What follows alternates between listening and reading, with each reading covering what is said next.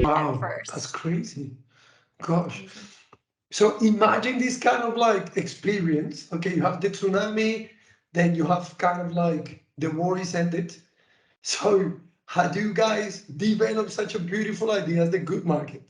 How do you guys come across with this idea? Because it's amazing, right? As you say, as you said before, I mean, you are not able to think because of you are kind of in shock. And then, how do you guys come up with this idea?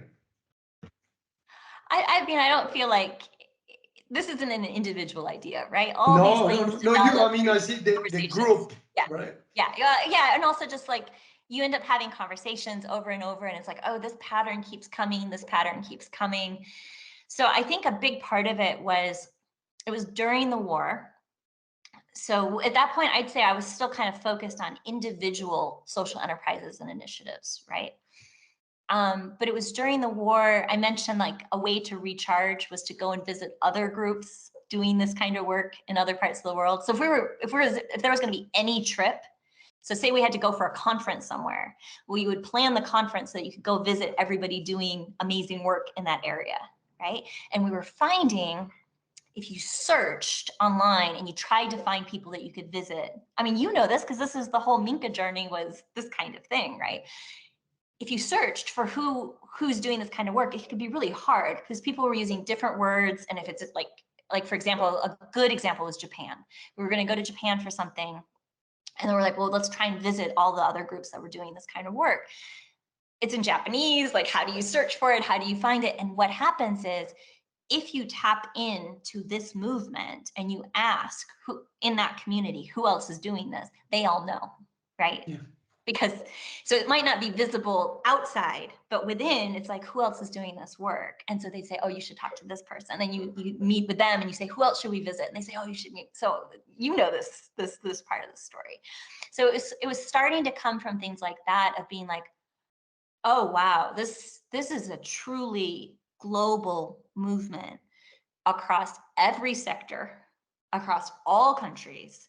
And when I'm saying movement, what I mean by that is we've been told this economic story that the purpose of everything, the purpose of the economy, the purpose of business, the purpose of our individual lives is to try and maximize profit or income, to try and accumulate wealth, to extract, right? Like this is the goal. That's how you measure success, right?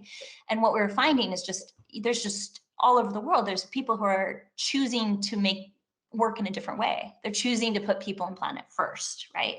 Both in their own daily lives, but also in the work they're doing, right? And it's that's the shift, right? That's how we're like slowly starting to co-create some kind of a new economy.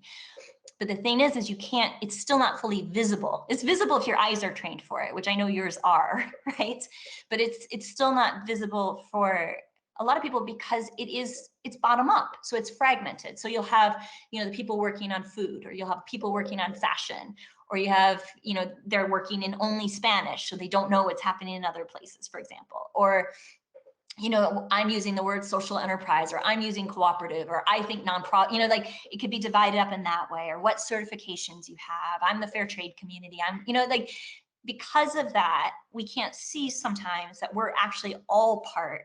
We've got this shared core value and purpose that we're all, whatever language we're using, that we're all working around and trying to do things that are good for people and planet. So I think it was that. It was like starting to meet all these groups and be like, oh wow, this is bigger than we realized. And then talking about how can we make this more visible, and how can we make it easier for people doing this work to find and connect with each other. So that was the first piece. The part about right now, it's set up very much to serve networks and community groups and all of that. That came a little later of like that, like, oh, this is the way it needs to go. But the first step was that. It's like, how do we make it visible? How can we make it easier for people to find each other?